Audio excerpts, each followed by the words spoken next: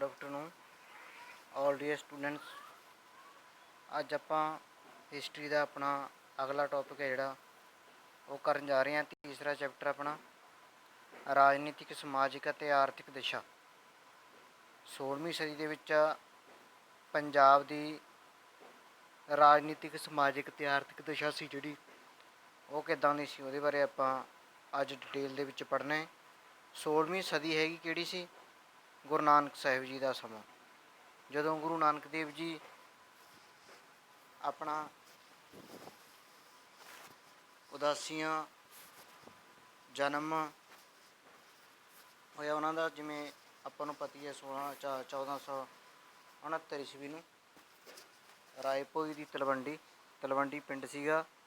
ਰਾਏ ਭੋਏ ਰਾਏ ਬਲਾਰ ਉੱਥੋਂ ਦਾ ਸ਼ਾਸਕ ਸੀ ਜਿਹੜਾ, ਅਤੇ ਜਿਸ ਨੂੰ ਅੱਜ ਕੱਲ੍ਹ ਨਨਕਾਣਾ ਸਾਹਿਬ, ਪਹਿਲਾਂ ਉਸ ਨੂੰ ਰਾਏ ਭੋਏ ਦੀ ਤਲਵੰਡੀ ਦੇ ਨਾਂ ਨਾਲ ਜਾਣਿਆ ਜਾਂਦਾ ਸੀਗਾ। ਲੇਕਿਨ ਜਦੋਂ ਗੁਰੂ ਨਾਨਕ ਸਾਹਿਬ ਦਾ ਜਨਮ ਹੋਇਆ, ਬਾਅਦ ਦੇ ਵਿੱਚ ਪ੍ਰਸਿੱਧੀ ਹਾਸਲ ਕੀਤੀ ਗੁਰੂ ਨਾਨਕ ਸਾਹਿਬ ਨੇ, ਤਾਂ ਤਲਵੰਡੀ ਰਾਏ ਭੋਏ ਦਾ ਨਾਮ ਬਦਲ ਕੇ ਨਨਕਾਣਾ ਸਾਹਿਬ ਹੈ ਜਿਹੜਾ ਉਹ ਰੱਖਿਆ ਜਾਂਦਾ।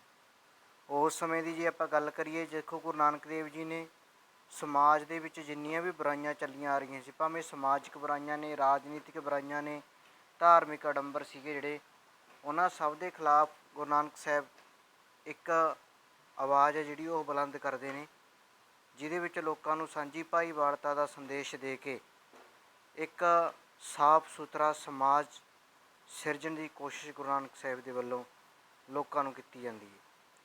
ਧਰਮ ਦੇ ਵਿੱਚ ਹਰ ਇੱਕ ਪਾਸੇ ਅਰਾਜਕਤਾ, ਅੰਧ ਵਿਸ਼ਵਾਸ ਫੈਲੀ ਹੋਈ ਸੀਗੀ। ਪ੍ਰਸ਼ਾਸਨਿਕ ਵਿਵਸਥਾ ਭ੍ਰਿਸ਼ਟਾਚਾਰੀ ਕਾਰਨ ਡਾਵਾਡੋਲ ਹੋਈ ਪਈ ਹੈ, ਖੇਰੂ ਹੋਈ ਪਈ ਹੈ।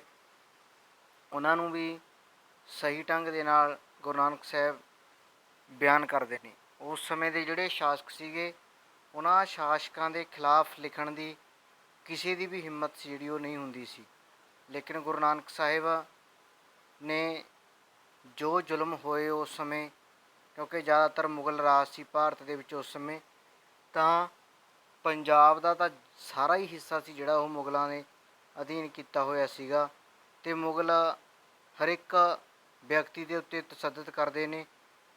ਧਾਰਮਿਕ ਪ੍ਰਵਿਰਤੀ ਨੂੰ ਲੈ ਕੇ ਉਹ ਸਾਰਿਆਂ ਨੂੰ ਮੁਸਲਮਾਨ ਜਾਂ ਇਸਲਾਮ ਧਰਮ ਦੇ ਵਿੱਚ ਸ਼ਾਮਲ ਕਰਾਉਣ ਦਾ ਪ੍ਰਯਤਨ ਕਰਦੇ ਨੇ, ਜਿਹਦੇ ਕਾਰਨ ਦੂਜੇ ਧਰਮਾਂ ਦੇ ਲੋਕਾਂ ਦਾ ਬਹੁਤ ਸਾਰਾ ਨੁਕਸਾਨ ਹੁੰਦਾ ਹੈ। ਮੰਦਰ ਢਾਹੇ ਜਾਂਦੇ ਨੇ, ਲੋਕਾਂ ਦੇ ਜਨੇਊ ਲਾਹੇ ਜਾਂਦੇ ਨੇ, ਉਹਨਾਂ ਨੂੰ ਧੱਕੇ ਨਾਲ ਇਸਲਾਮ ਧਰਮ ਦੇ ਵਿੱਚ ਸ਼ਾਮਲ ਕੀਤਾ ਜਾਂਦਾ, ਡਰਾ ਕੇ ਸ਼ਾਮਲ ਕੀਤਾ ਜਾਂਦਾ। ਇਸ ਤਰ੍ਹਾਂ ਨਾਲ ਜਦੋਂ ਰਾਜਨੀਤਿਕ ਵਿਵਸਥਾ ਡਾਮਾਡੋਲ ਹੋਈ ਤਾਂ ਧਰਮ ਦੇ ਉੱਤੇ ਵੀ ਅਸਰ ਪਿਆ। ਲੋਕਾਂ ਦਾ ਧਾਰਮਿਕ ਵਿਸ਼ਵਾਸ ਅੰਧ ਵਿਸ਼ਵਾਸਾਂ ਤੋਂ ਦੇ ਵੱਲ ਨੂੰ ਜਾਣਾ ਸ਼ੁਰੂ ਹੋ ਗਏ, ਅਤੇ ਉਸ ਤੋਂ ਬਾਅਦ ਸਮਾਜਿਕ ਰਹਿਣ ਸਹਿਣ ਦਾ ਪਹਿਰਾਵਾ, ਰੰਗ ਢੰਗ ਚੇਂਜ ਆਏ। ਆਰਥਿਕ ਤੌਰ 'ਤੇ ਲੋਕਾਂ ਦਾ ਜਿਹੜਾ ਪ੍ਰੋਸੀਜਰ ਸੀ ਉਹ ਚੇਂਜ ਹੋਇਆ।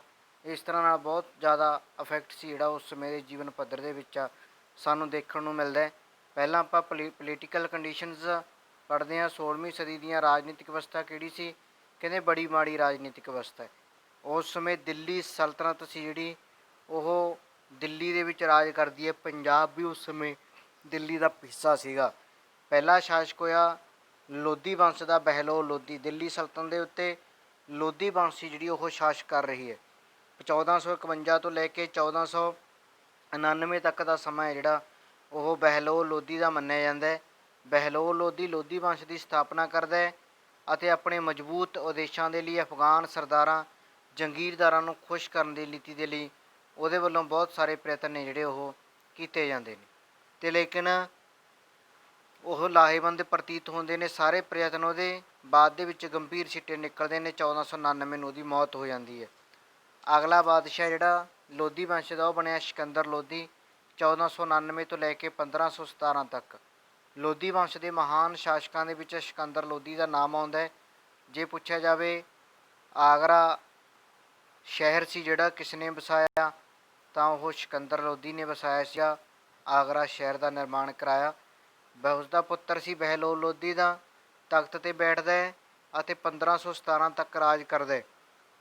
ਇਤਿਹਾਸਕਾਰਾਂ ਦੀ ਨਜ਼ਰ ਦੇ ਵਿੱਚ ਕਹਿੰਦੇ ਬੜਾ ਨਿਆਂ ਪਸੰਦ, ਦਿਆਲੂ ਸ਼ਾਸਕ ਸੀਗਾ। ਹਰ ਇੱਕ ਧਰਮ ਦੇ ਪ੍ਰਤੀ ਦਿਆਲਤਾ ਦਾ ਰਵੱਈਆ ਅਪਣਾਉਂਦਾ ਹੈ।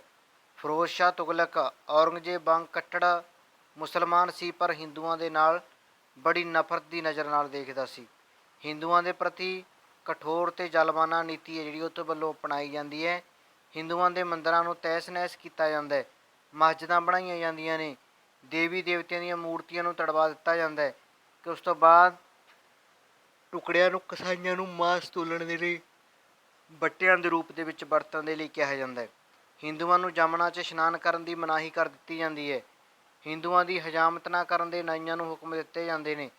ਜ਼ਬਰਦਸਤੀ ਮੁਸਲਮਾਨ ਧਰਮ ਦੇ ਵਿੱਚ ਸ਼ਾਮਲ ਕਰ ਦਿੱਤਾ ਜਾਂਦਾ ਹੈ। ਉਸਨੇ ਬੋਧਨ ਨਾਂ ਦੇ ਇੱਕ ਬ੍ਰਾਹਮਣ ਨੂੰ ਇਸ ਲਈ ਮੌਤ ਦੇ ਘਾਟ ਉਤਾਰ ਦਿੱਤਾ, ਕਹਿੰਦੇ ਕਿਉਂਕਿ ਉਸਨੇ ਇਸ ਹਿੰਦੂ ਧਰਮ ਨੂੰ ਛੱਡ ਕੇ ਅਤੇ ਇਸਲਾਮ ਧਰਮ ਨੂੰ ਬਰਾਬਰ ਚੰਗਾ ਸਮਝਿਆ। ਕਹਿੰਦੇ ਧਰਮ ਕੋਈ ਵੀ ਹੋਵੇ ਸਾਰੇ ਬਰਾਬਰ ਨੇ। ਸਿਕੰਦਰ ਲੋਧੀ ਇੱਕ ਵਾਰੀ ਕੁਰੂਕਸ਼ੇਤਰ ਦੇ ਮੇਲੇ 'ਚ ਹਜ਼ਾਰਾਂ ਹਿੰਦੂਆਂ ਦਾ ਕਤਲ ਕਰਨ ਦੀ ਯੋਜਨਾ ਬਣਾਉਂਦਾ ਹੈ। ਇਸ ਤਰ੍ਹਾਂ ਨਾਲ ਉਸਨੇ ਹਿੰਦੂਆਂ ਦੇ ਖਿਲਾਫ ਸਖਤ ਰਵੱਈਆ ਅਪਣਾਇਆ। ਉਸ ਤੋਂ ਬਾਅਦ ਦਿੱਲੀ ਸਲਤਨਤ ਦਾ ਆਖਰੀ ਸ਼ਾਸਕ ਹੋਇਆ ਇਬਰਾਹਿਮ ਲੋਧੀ। 1517 ਤੋਂ ਲੈ ਕੇ 1526 ਤੱਕ ਦਾ ਸਮਾਂ ਸੀ ਜਿਹੜਾ ਉਹ ਇਬਰਾਹਿਮ ਲੋਧੀ ਦਾ ਸਮਾਂ ਮੰਨਿਆ ਜਾਂਦਾ ਹੈ। ਸਿਕੰਦਰ ਲੋਧੀ ਦੀ ਮੌਤ ਤੋਂ ਬਾਅਦ ਉਸ ਦਾ ਪੁੱਤਰ ਇਬਰਾਹਿਮ ਲੋਧੀ ਗੱਦੀ 'ਤੇ ਬੈਠਦਾ ਹੈ।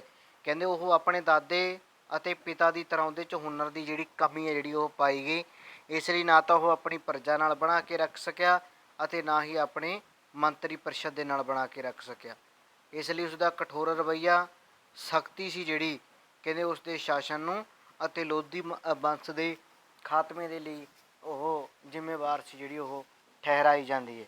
ਇਸ ਤਰ੍ਹਾਂ ਨਾਲ 1517 ਤੋਂ ਲੈ ਕੇ 1526 ਤੱਕ ਉਹ ਰਾਜ ਕਰਦੇ ਅਤੇ 1526 ਦੇ ਵਿੱਚ ਜਿਹੜੀ ਪਾਣੀਪਤ ਦੀ ਪਹਿਲੀ ਲੜਾਈ ਹੋਈ, ਉਸ ਲੜਾਈ ਦੇ ਵਿੱਚ ਬਾਬਰ ਆ ਕੇ ਇਬਰਾਹਿਮ ਲੋਧੀ ਨੂੰ ਹਰਾ ਕੇ ਦਿੱਲੀ ਸਲਤਨਤ ਦਾ ਅਤੇ ਲੋਧੀ ਵੰਸ਼ ਦਾ ਭਾਰਤ ਦੇ ਵਿੱਚੋਂ ਖਾਤਮਾ ਕੀਤਾ ਜਾਂਦਾ ਹੈ। ਅਤੇ ਅਗਲਾ ਸੀ ਜਿਹੜਾ ਉਸ ਤੋਂ ਬਾਅਦ ਅੱਗੇ ਫਿਰ ਬਾਬਰ ਮੁਗਲ ਰਾਜ ਦੀ ਨੀਂਹ ਰੱਖਦੇ। ਆਪਾਂ ਗੱਲ ਕਰਦੇ ਹਾਂ ਪੰਜਾਬ ਦੇ ਇਤਿਹਾਸ ਦੀ, ਤਾਂ ਲੋਧੀਆਂ ਦੇ ਸਮੇਂ ਕਹਿੰਦੇ ਪੰਜਾਬ ਦੇ ਵਿੱਚ ਕਿਹੜੇ ਕਿਹੜੇ ਸ਼ਾਸਕ ਹੋਏ। ਪਹਿਲਾ ਸੀਗਾ ਤਤਾਰ ਖਾਂ ਲੋਧੀ। ਬਹਿਲੋਲ ਲੋਧੀ ਨੇ ਆਪਣੇ ਇੱਕ ਨਜ਼ਦੀਕੀ ਰਿਸ਼ਤੇਦਾਰ ਤਤਾਰ ਖਾਂ ਲੋਧੀ ਨੂੰ 1469 'ਚ ਪੰਜਾਬ ਦਾ ਸੂਬੇਦਾਰ ਨਿਯੁਕਤ ਕੀਤਾ ਸੀ। 85 ਤੱਕ ਅਹੁਦੇ 'ਤੇ ਰਹਿੰਦਾ ਹੈ, ਸਖਤੀ ਨਾਲ ਪੰਜਾਬ 'ਤੇ ਸ਼ਾਸਨ ਕਰਦਾ ਹੈ। 85 ਦੇ ਵਿੱਚ ਤਤਾਰ ਖਾਂ ਲੋਧੀ ਸੀ ਜਿਹੜਾ ਅਤੇ ਬਹਿਲੋਲ ਲੋਧੀ ਦੇ ਵਿਚਕਾਰ ਕਿਸੇ ਕਾਰਨ ਵਿਦਰੋਹ ਕਰ ਦਿੱਤਾ ਗਿਆ, ਜਿਹਦੇ ਕਾਰਨ ਸੁਲਤਾਨ ਨੇ ਆਪਣੇ ਸ਼ਹਿਜ਼ਾਦੇ ਨਿਜ਼ਾਮ ਖਾਂ ਤੋਂ ਬਾਅਦ ਵਿੱਚ ਸਿਕੰਦਰ ਲੋਧੀ ਦੇ ਨਾਂ ਦੇ ਉੱਤੇ ਗੱਦੀ 'ਤੇ ਬੈਠਿਆ ਸੀ, ਜਿਹੜਾ ਬਾਅਦ ਦੇ ਵਿੱਚ ਤਤਾਰ ਖਾਂ ਦੇ ਵਿਦਰੋਹ ਨੂੰ ਕੁਚਲਣ ਦੇ ਲਈ ਭੇਜਿਆ। ਇਸ ਤਰ੍ਹਾਂ ਨਾਲ ਕਹਿੰਦੇ ਤਤਾਰ ਖਾਂ ਲੋਧੀ ਨਿਜ਼ਾਮ ਖਾਂ ਨਾਲ ਲੜਦਾ ਹੋਇਆ ਮਾਰਿਆ ਗਿਆ। ਉਸ ਤੋਂ ਬਾਅਦ ਦੌਲਤ ਖਾਂ ਲੋਧੀ ਤਤਾਰ ਖਾਂ ਦਾ ਪੁੱਤਰ ਸੀ। 1500 ਈਸਵੀ ਦੇ ਵਿੱਚ ਸਿਕੰਦਰ ਲੋਧੀ ਨੇ ਪੰਜਾਬ ਦਾ ਗਵਰਨਰ ਉਸ ਨੂੰ ਨਿਯੁਕਤ ਕੀਤਾ। ਸਿਕੰਦਰ ਲੋਧੀ ਦੇ ਸ਼ਾਸਨ ਕਾਲ ਦੇ ਵਿੱਚ ਪੂਰੀ ਵਫਾਦਾਰੀ ਨਿਭਾਉਂਦਾ ਹੈ। ਸੁਲਤਾਨ ਇਬਰਾਹਿਮ ਦੇ ਸ਼ਾਸਨ ਕਾਲ ਦੇ ਵਿੱਚ ਦੌਲਤ ਖਾਂ ਸੀ ਜਿਹੜਾ ਪੰਜਾਬ ਦੇ ਆਪਣੇ ਤਿੰਨ ਪੁੱਤਰ ਗਾਜੀ ਖਾਂ, ਹਾਜੀ ਖਾਂ ਅਤੇ ਦਿਲਾਵਰ ਖਾਂ ਦੇ ਸਹਿਯੋਗ ਦੇ ਨਾਲ ਪੰਜਾਬ ਦਾ ਸੁਤੰਤਰ ਸ਼ਾਸਕ ਬਣਨ ਦੇ ਸੁਪਨੇ ਦੇਖ ਲੈਂਦਾ ਹੈ। ਆਲਮ ਖਾਂ ਲੋਧੀ ਇਬਰਾਹਿਮ ਲੋਧੀ ਦਾ ਮਤਰੇਆ ਭਰਾ ਸੀ, ਦਿੱਲੀ ਦੇ ਤਖਤ ਹਾਸਲ ਕਰਨਾ ਚਾਹੁੰਦਾ ਸੀ। ਉਸ ਦੇ ਨਾਲ ਮਿਲ ਕੇ ਸਾਜ਼ਿਸ਼ਾਂ ਘੜਨੀਆਂ ਸ਼ੁਰੂ ਕਰ ਦਿੰਦਾ ਹੈ। ਇਸ ਤਰ੍ਹਾਂ ਨਾਲ ਦੌਲਤ ਖਾਂ ਸੀ ਜਿਹੜਾ ਸ਼ਾਹੀ ਦਰਬਾਰ ਦੇ ਵਿੱਚ ਇੱਕ ਵਾਰ ਜਦੋਂ ਇਬਰਾਹਿਮ ਲੋਧੀ ਨੂੰ ਪਤਾ ਚੱਲਦਾ ਹੈ ਤਾਂ ਉਸ ਨੂੰ ਕਹਿੰਦੇ ਸ਼ਾਹੀ ਮਹਿਲ ਦੇ ਵਿੱਚ, ਸ਼ਾਹੀ ਦਰਬਾਰ ਦੇ ਵਿੱਚ ਦਿੱਲੀ ਦੇ ਵਿੱਚ ਬੁਲਾਇਆ ਜਾਂਦਾ ਹੈ, ਲੇਕਿਨ ਉਹ ਜਾਣ ਤੋਂ ਇਨਕਾਰ ਕਰ ਦਿੰਦੇ, ਜਿਹਦੇ ਕਾਰਨ ਫਿਰ ਉਹ ਆਪਣੇ ਪੁੱਤਰ ਦਿਲਾਵਰ ਖਾਂ ਨੂੰ ਭੇਜਦਾ ਹੈ।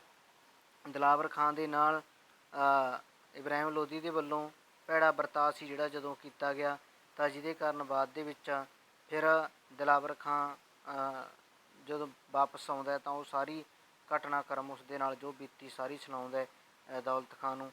ਤਾਂ ਕਹਿੰਦੇ ਉਸ ਤੋਂ ਬਾਅਦ ਫਿਰ ਉਹ ਬਾਬਰ ਦੇ ਨਾਲ ਆਪਣੀਆਂ ਏਕਾ ਮੇਕਾ ਕਰਕੇ ਇਬਰਾਹਿਮ ਲੋਧੀ ਦੇ ਖਿਲਾਫ ਸਾਜ਼ਿਸ਼ਾਂ ਘੜਦੇ ਨੇ। ਪਰਜਾ ਦੀ ਹਾਲਤ ਸੀ ਜਿਹੜੀ ਉਸ ਸਮੇਂ ਦੀ, ਉਹਦੇ ਬਾਰੇ ਆਪਾਂ ਪੜ੍ਹਦੇ ਹਾਂ। ਪਰਜਾ ਦੀ ਹਾਲਤ 16ਵੀਂ ਸਦੀ ਦੇ ਆਰੰਭ ਦੇ ਵਿੱਚ ਤਰਸਯੋਗ ਸੀ। ਸ਼ਾਸਕ ਭੋਗ ਵਿਲਾਸਾ 'ਚ ਡੱਬੇ ਹੋਏ ਨੇ। ਪਰਜਾ ਦੀਆਂ ਉਹਨਾਂ ਵੱਲ ਜ਼ਿਆਦਾ ਧਿਆਨ ਸੀ ਜਿਹੜਾ ਨਹੀਂ ਦਿੱਤੇ ਜਾਂਦੇ ਸੀ। ਨਿਰਤਕੀ 'ਚ ਹਿੱਸਾ ਲੈਂਦੇ ਨੇ, ਸ਼ਰਾਬਾਂ ਪੀਂਦੇ ਨੇ, ਰਿਸ਼ਵਤਾਂ ਕਰਦੇ ਨੇ। ਇਹਦੇ ਕਾਰਨ ਇਸਲਾਮ ਧਰਮ ਦੇ ਵਿੱਚ ਸ਼ਾਮਲ ਹੋਣ ਲਈ ਤਲਵਾਰ ਦੀ ਨੋਕ 'ਤੇ ਲੋਕਾਂ ਨਾਲ ਧੱਕਾ ਕੀਤਾ ਜਾਂਦਾ ਹੈ। ਇਸ ਤਰ੍ਹਾਂ ਨਾਲ ਕਹਿੰਦੇ ਹਿੰਦੂਆਂ ਅਤੇ ਮੁਸਲਮਾਨ ਜਿਹੜੇ ਹਿੰਦੂਆਂ ਦੀਆਂ ਕੁੜੀਆਂ ਨੂੰ ਚੁੱਕ ਕੇ ਲੈ ਜਾਂਦੇ ਸੀਗੇ। ਇਸ ਤਰ੍ਹਾਂ ਨਾਲ ਕਹਿੰਦੇ ਹਰ ਪਾਸੇ ਫਰੇਮ, ਧੋਖਾ ਅਤੇ ਭ੍ਰਿਸ਼ਟਾਚਾਰ ਫੈਲਿਆ ਹੋਇਆ। ਗੁਰੂ ਨਾਨਕ ਸਾਹਿਬ ਇਸ ਰਾਜਨੀਤਿਕ ਅਵਸਥਾ ਦੇ ਉੱਤੇ ਬਾਰੇ ਲਿਖਦੇ ਨੇ, ਕੱਲ ਕਾਤੀ ਰਾਜੇ ਕਸਾਈ, ਧਰਮ ਪਖੰਡ ਕਰ ਉਡਰਿਆ, ਕੂੜ ਅਮਾਵਸ ਚੰਦ ਸੱਚ ਚੰਦਰਮਾ, ਦਿਸੈ ਨਾਹੀਂ ਕਹਿ ਚੜਿਆ। ਕਹਿੰਦੇ ਇਸ ਇੱਦਾਂ ਦਾ ਸਮਾਂ ਹੈ ਜਿਹੜਾ ਉਹ ਚੱਲ ਰਿਹਾ ਹੈ। ਧਰਮ ਦੇ ਵਿੱਚ ਪਖੰਡ ਹੈ ਜਿਹੜਾ, ਰਾਜੇ ਨੇ ਜਿਹੜੇ ਕਸਾਈ ਦਾ ਰੂਪ ਧਾਰਨ ਕਰ ਚੁੱਕੇ ਨੇ। ਧਰਮ ਸੀ ਜਿਹੜਾ ਉਹ ਪਖੰਡ ਦਾ ਡੇਰਾ ਬਣ ਕੇ ਰਹਿ ਗਿਆ। ਕੂੜ ਅਮਾਵਸ, ਕਹਿੰਦੇ ਚਾਰੇ ਪਾਸੇ ਕਹਿੰਦੇ ਇੱਕ ਕੂੜ ਦਾ ਹਨੇਰਾ ਸੀ ਜਿਹੜਾ, ਮੱਸਿਆ ਭਾਵ ਹਨੇਰਾ। ਕਹਿੰਦੇ ਮੱਸਿਆ ਦੇ ਜਿਵੇਂ ਹਨੇਰਾ ਹੁੰਦਾ, ਇੱਦਾਂ ਨਾਲ ਕੂੜ ਦਾ ਹਰ ਪਾਸੇ ਹਨੇਰਾ। ਸੱਚ ਚੰਦਰਮਾ ਦਿਸੈ ਨਾਹੀਂ ਕਹੀਂ ਚੜ੍ਹਿਆ, ਕਹਿੰਦੇ ਸੱਚ ਦਾ ਜਿਹੜਾ ਚੰਦਰਮਾ, ਸੱਚ ਦਾ ਪ੍ਰਕਾਸ਼ ਸੀ ਜਿਹੜਾ, ਕਿਤੇ ਵੀ ਦਿਖਾਈ ਨਹੀਂ ਦੇ ਰਿਹਾ ਸੀਗਾ। ਬਾਰ ਰਾਮਕਲੀ ਦੇ ਵਿੱਚ ਗੁਰੂ ਨਾਨਕ ਸਾਹਿਬ ਲਿਖਦੇ ਨੇ, ਕਾਜੀ ਹੋਇਕੈ ਬਹਿ ਨਹਾਏ, ਫੇਰੈ ਤਸਬੀ ਕਰੈ ਖਦਾਏ, ਵੱਡੀ ਲੈ ਕੇ ਹੱਕ ਗਵਾਏ, ਜੇ ਕੋ ਪੁੱਛੈ ਤਾਂ ਪੜ੍ਹ ਸੁਣਾਏ। ਕਹਿੰਦੇ ਕਾਜੀ ਲੋਕ ਸੀ ਜਿਹੜੇ, ਉਹ ਵੀ ਕਿ ਇੱਦਾਂ ਦੇ, ਜਾਂ ਆਪਾਂ ਕਹਿੰਦੇ ਧਰਮ ਦੇ ਠੇਕੇਦਾਰ ਸੀ, ਉਹ ਵੀ ਇੱਦਾਂ ਦੇ ਬਣ ਗਏ ਸੀ ਜੋ ਮੰਤਰਾਂ ਦਾ ਉਚਾਰਨ ਪਾਠ ਪੂਜਾ ਕਰਦੇ ਸੀ। ਕਹਿੰਦੇ ਉਹ ਵੀ ਤਕੜਿਆਂ ਲਈ ਪੈਸੇ ਲੈ ਕੇ ਪਾਠ ਪੂਜਾ ਕੀਤੀ ਜਾਂਦੀ ਸੀ। ਜੋ ਉਹਨਾਂ ਨੂੰ ਪੈਸੇ ਦਿੰਦਾ ਉਸ ਦੇ ਹੱਕ ਦੇ ਵਿੱਚ ਉਹ ਸੀ ਜਿਹੜਾ ਪੜ੍ਹ ਕੇ ਉਹਨਾਂ ਨੂੰ ਬਚਨ ਸੀ ਜਿਹੜੇ ਉਹ ਸੁਣਾਉਂਦੇ ਸੀਗੇ। ਬਾਬਰ ਦੇ ਹਮਲੇ 1519 ਤੋਂ ਲੈ ਕੇ 1526 ਤੱਕ ਪੰਜਾਬ ਦੇ ਵਿੱਚ ਤਿਕੋਨੇ ਸੰਘਰਸ਼ ਦਾ ਅਖਾੜਾ ਪੰਜਾਬ ਰਿਹਾ। ਤਿਕੋਨਾ ਸੰਘਰਸ਼ ਕਿਹੜਾ? ਬਾਬਰ, ਇਬਰਾਹਿਮ ਲੋਧੀ ਅਤੇ ਦੌਲਤ ਖਾਂ ਲੋਧੀ ਤਿੰਨੇ ਪੰਜਾਬ ਦੇ ਉੱਤੇ ਆਪਣੇ ਆਪਣੇ ਰਾਜ ਸਥਾਪਿਤ ਕਰਨ ਦਾ ਕੋਸ਼ਿਸ਼ਾਂ ਕਰਦੇ ਨੇ। ਅੰਤ ਦੇ ਵਿੱਚ ਬਾਬਰ ਜਿੱਤਦਾ। ਕਹਿੰਦੇ ਉਸ ਦਾ ਪਿਤਾ ਬਾਬਰ ਦਾ 14 ਫਰਵਰੀ 1483 ਨੂੰ ਜਨਮ ਹੋਇਆ। ਫਰਗਣਾ ਦੀ ਰਾਜਧਾਨੀ ਅੰਦੀਜਾਨ ਦੇ ਵਿੱਚ, ਮੱਧ ਏਸ਼ੀਆ ਦੇ ਵਿੱਚ ਜਿਹੜਾ ਇਲਾਕਾ ਸੀਗਾ। ਪਿਤਾ ਉਮਰ ਸ਼ੇਖ ਮਿਰਜ਼ਾ ਫਰਗਣਾ ਰਿਆਸਤ ਦਾ ਸ਼ਾਸਕ ਤੈਮੂਰ ਵੰਸ਼ ਨਾਲ ਸੰਬੰਧ ਰੱਖਦਾ। 1494 ਨੂੰ ਜਦੋਂ ਪਿਤਾ ਦੀ ਮੌਤ ਹੋਈ ਤਾਂ ਕਹਿੰਦੇ ਉਹ ਫਰਗਣਾ ਦਾ ਸ਼ਾਸਕ ਬਣਿਆ। ਉਸਨੇ ਉਜ਼ਬੇਗਾਂ, ਮੱਧ ਏਸ਼ੀਆ ਦੀ ਲਾਕੂ ਪ੍ਰਜਾਤੀ ਸੀ ਜਿਹੜੀ, ਉਹ ਫਰਗਣਾ 'ਤੇ ਕਬਜ਼ਾ ਕਰ ਲੈਂਦੀ ਹੈ। ਇਸ ਵਾਰ ਬਾਬਰ ਨੂੰ ਕੁਝ ਵਰ੍ਹੇ ਇੱਧਰ ਉੱਧਰ ਭਟਕਣਾ ਪੈਂਦਾ। 1504 'ਚ ਕਾਬਲ 'ਤੇ ਕਬਜ਼ਾ ਕਰ ਲੈਂਦਾ, ਕਾਬਲ ਦਾ ਰਾਜਾ ਬਣਿਆ। ਸ਼ਕਤੀਸ਼ਾਲੀ ਸੰਗਠਿਤ ਕਰਨ ਤੋਂ ਬਾਅਦ ਉਸਨੇ ਭਾਰਤ ਵੱਲ ਆਪਣਾ ਧਿਆਨ ਦਿੱਤਾ ਅਤੇ ਪੰਜ ਉਦੇਸ਼ ਸੀ ਭਾਰਤ ਨੂੰ ਜਿੱਤਣ ਦੇ। ਭਾਰਤ ਦੇ ਰਾਜ ਦਾ ਵਿਸਤਾਰ ਕਰਨਾ ਚਾਹੁੰਦਾ ਉਹ, ਭਾਰਤ ਦੇ ਵਿੱਚੋਂ ਧਨ ਪ੍ਰਾਪਤ ਕਰਕੇ ਆਰਥਿਕ ਮਜ਼ਬੂਤੀ ਕਰਨਾ ਚਾਹੁੰਦਾ ਸੀਗਾ। ਭਾਰਤ ਦੀ ਰਾਜਨੀਤਿਕ ਸਥਿਤੀ ਦੀ ਡਾਮਾਡੋਲ ਸੀ, ਉਸ ਦਾ ਫਾਇਦਾ ਉਠਾਉਣਾ ਚਾਹੁੰਦਾ ਸੀਗਾ। ਇਸ ਤਰ੍ਹਾਂ ਨਾਲ ਪੰਜਾਬ ਬਾਬਰ ਆਪਣਾ ਜੱਦੀ ਹੱਕ ਸਮਝਦਾ ਸੀਗਾ ਕਿਉਂਕਿ ਤੈਮੂਰ ਦਾ ਕਬਜ਼ਾ ਸੀ ਪਹਿਲਾਂ ਉਸ 'ਤੇ। ਬਾਬਰ ਦਾ ਪਹਿਲਾ ਹਮਲਾ 1519 'ਚ, ਬਾਬਰ ਨੇ ਆਪਣਾ ਪਹਿਲਾ ਹਮਲਾ ਜਨਵਰੀ 1519 'ਚ ਪੰਜਾਬ ਦੇ ਸੀਮਾਵਰਤੀ ਇਲਾਕਿਆਂ ਦੇ ਉੱਤੇ ਕੀਤਾ ਅਤੇ ਆਸਾਨੀ ਨਾਲ ਭੇਰਾ ਬਜੌਰ ਦੇ ਇਲਾਕਿਆਂ ਨੂੰ ਜਿੱਤ ਕੇ ਹਿੰਦੂ ਬੇਗ ਦੇ ਸਪੁਰਦ ਕਰਕੇ ਵਾਪਸ ਚਲਾ ਗਿਆ। ਦੂਸਰਾ ਹਮਲਾ ਬਾਬਰ ਕਾਬਲ ਪਰਤਣ ਪਿੱਛੋਂ ਜਦੋਂ ਭੇਰਾ ਬਜੌਰ ਦੇ ਲੋਕਾਂ ਨੇ ਦੁਬਾਰਾ ਵਿਦਰੋਹ ਕਰਕੇ ਹਿੰਦੂ ਬੇਗ ਨੂੰ ਕੱਢ ਦਿੱਤਾ, ਬਾਬਰ ਨੂੰ ਪਤਾ ਚੱਲਿਆ ਤਾਂ ਦੁਬਾਰੇ ਫਿਰ ਹਮਲਾ ਕੀਤਾ। ਕਹਿੰਦੇ ਉਸ ਨੂੰ ਜਿੱਤ ਕੇ ਪੇਸ਼ਾਵਰ ਨੂੰ ਆਪਣੇ ਅਧੀਨ ਕਰ ਲਿਆ। ਬਾਬਰ ਦਾ ਤੀਸਰਾ ਹਮਲਾ 1520 'ਚ ਸੈਦਪੁਰ ਐਮਨਾਬਾਦ ਦੇ ਉੱਤੇ ਜਦੋਂ ਹਮਲਾ ਕਰਦਾ ਤਾਂ ਉਸ ਸਮੇਂ ਬਾਬਰ ਗੁੱਸੇ 'ਚ ਆ ਕੇ ਵੱਡੀ ਗਿਣਤੀ 'ਚ ਨਿਰਦੋਸ਼ ਲੋਕਾਂ ਦਾ ਕਤਲ ਕਰਦਾ, ਹਜ਼ਾਰਾਂ ਲੋਕਾਂ ਨੂੰ ਗ੍ਰਿਫਤਾਰ ਕਰ ਲੈਂਦਾ। ਉਹਨਾਂ ਗ੍ਰਿਫਤਾਰੀਆਂ ਦੇ ਵਿੱਚ ਗੁਰੂ ਨਾਨਕ ਸਾਹਿਬ ਸੀ ਸ਼ਾਮਲ ਸੀਗੇ।